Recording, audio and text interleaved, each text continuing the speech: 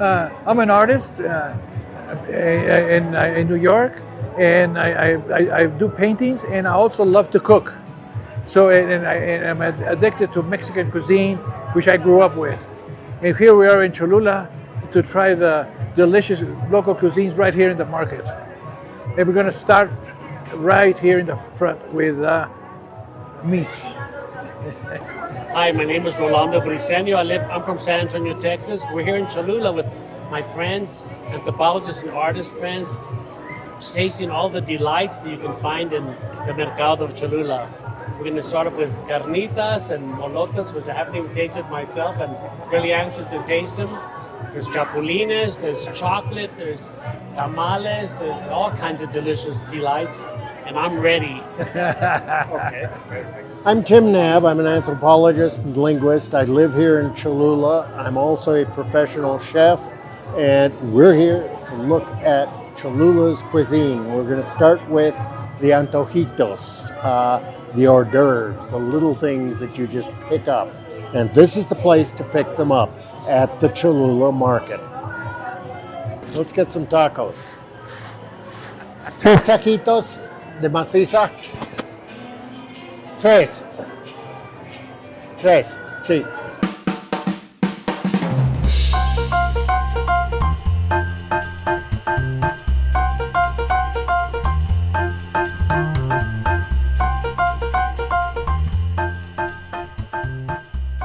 Carnitas are not pre-Columbian. The pig was not pre-Columbian either. But it has become a quintessential Mexican dish. Meat deep fried in manteca with spices and flavorings, and it is absolutely delicious. The red is the hottest.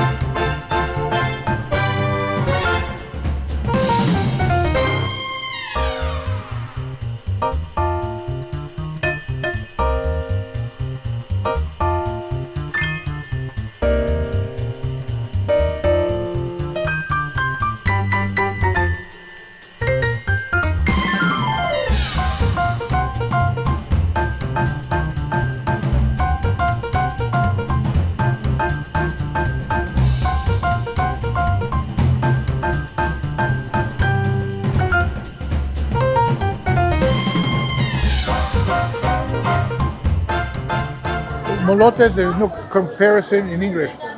There's no dish like this. I didn't know about this dish till I came here. This is the Cazuelas de Cholula. It is the best place in Cholula for moles, pipianes, adobos, etc. When I go back to the States, I make sauce, make moles and pipianes. People get very impressed. I never tell them that I buy the paste. I never tell them that I don't make it. This is made out of amaranth, amaranto.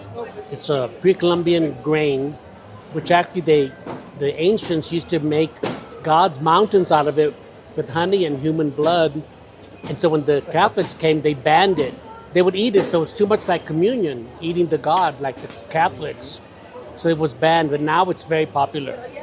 And this is made out of pine nuts.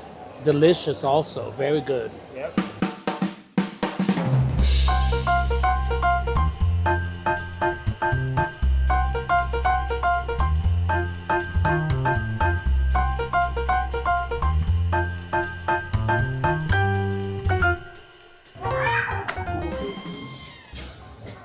This is Boing, a Mexican soft drink made with fresh fruit, and it is absolutely delicious. This, Lulu, Barrilitos, are all typically Mexican. If you can find them, get them. The best tortillas are handmade, and they're made out of nixtamal, not powdered corn. And the best is when they use nixtamal, it's corn boiled with lime, and then it's ground. It has a completely different taste. And if they're made by hand, it's the best. I live in San Antonio, and there's a taqueria at every corner. But as soon as I came to Mexico and I tasted the tortilla, it tasted completely different. I mean, the flavor is incomparable. Each different kind of corn produces a different kind of masa when it's nixtamalized. Blue corn produces blue masa. Yellow corn, yellow. Red corn, what they call Colorado here. And white corn, white tortillas. White tortillas have been valued more, but I think the blue tortillas are far more tasty. Gorditas are made with a corn dough wrapped around beans, and then they're toasted. Whereas the quesadillas are just straight tortillas that are toasted, and then with different flavorings like huitlacoche, flor de calabaza, mushrooms, all kinds of things. Yep. In the gorditas, avocado leaves are generally used to flavor the beans, and they give it a unique taste. In Mexico, you also eat by color. The sauces have named in colors. And here in the mercado, you see all the beautiful colors of the incredible fruits. So many fruits you cannot find in the States. Different things like, what are some of the delicious fruits? Guanabana. There's other kinds that are just delicious. The zapotes, there's different kinds of zapotes. That does not exist in the States. Now they have magueys in the States, but that's it. Very expensive. I like to cook, and I usually do sautés, do moles, do rice, soups. But my wife, she's better at the pasta and has the right touch with shrimp and fish. So we're both specialized. Tim, I met him 20 years ago, and more than 20 years ago, and by pure chance, I stopped. I was in a wedding in Monterrey, and I was going to Oaxaca, and then I stopped here in Cholula, and then he sort of twisted my arm to go to the Sierra Puebla, and the Sierra Puebla is magical. You have no idea. Like in San Miguel Allende, they'll take your money. It's in San Miguel Tinacapan, they'll take your soul. I was a graduate student at Columbia University, and the city has a program, apprenticeship program, and so a student artist can work with a professional artist. So I looked for the list of names and looking for a Latino name. There was one, Pedro Luján. And so I thought, for sure he's going to be Puerto Rican, right? And then he thought I was going to be Puerto Rican, but when we met, we're both Tejanos, so we became friends, known each other for over 40 years.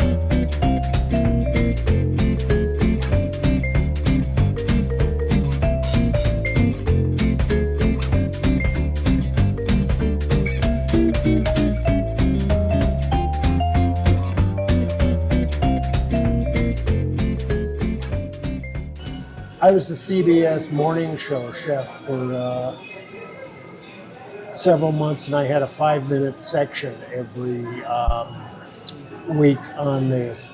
And you should see what you have to do for doing cooking on television. For example, if you're going to roast a chicken, you need about 8 chickens if you're going to do that. One for showing them how to truss the chicken, one for showing them how to season the chicken, one for showing them how to put it in the roasting pan, one to show them when it starts to cook, how to turn the chicken, and one finally that you aren't going to eat, which is usually a raw chicken, which you can paint with caramel coloring, and it looks beautifully browned and gorgeous, but it's not edible. The only recipe we have from Sahagún for sacrificial victims is human pozole.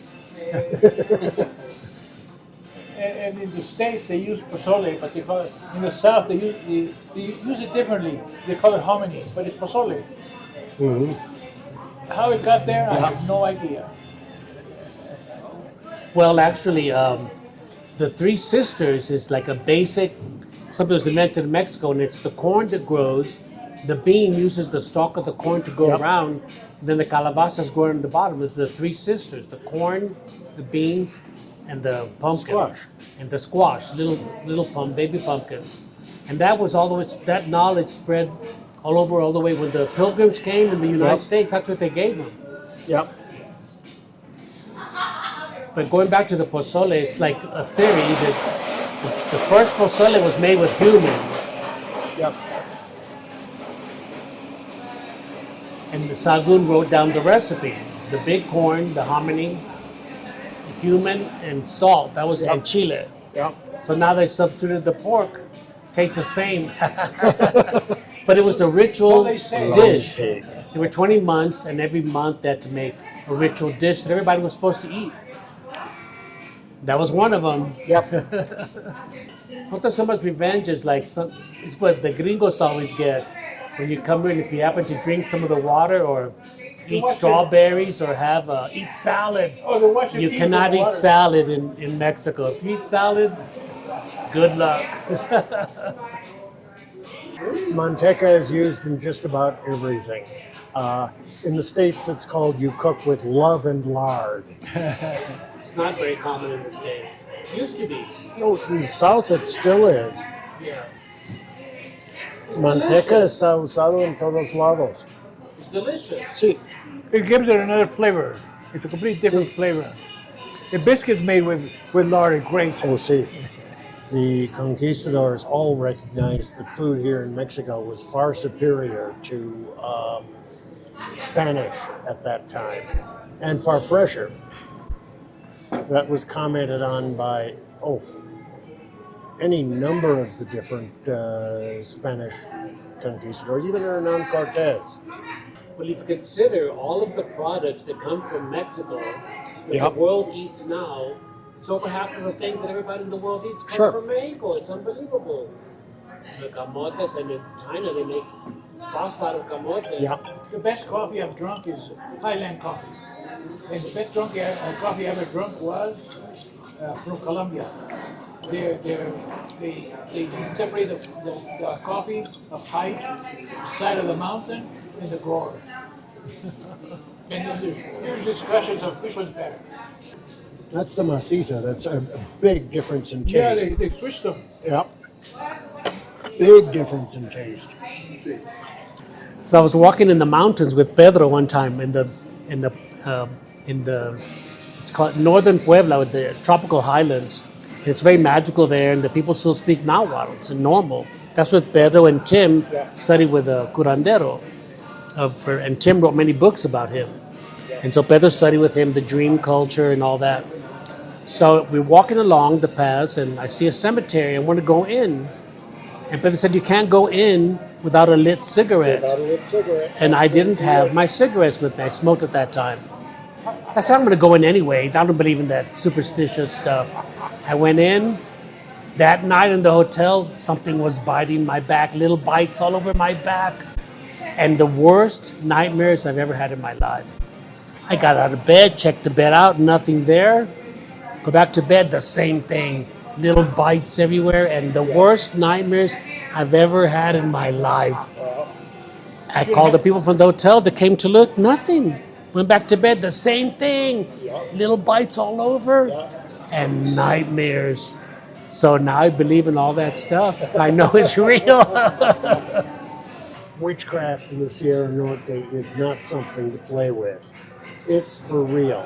It consists of different methods of attacking or murdering people using poisons, using biological agents, and it works. It can be extremely dangerous. So it's not something you play with. And this rural agricultural conflict was fought basically using witchcraft. People said, well, if he hadn't have used witchcraft, they'd have shot him. But no one can go to the police and say, oh, he was witched. Right.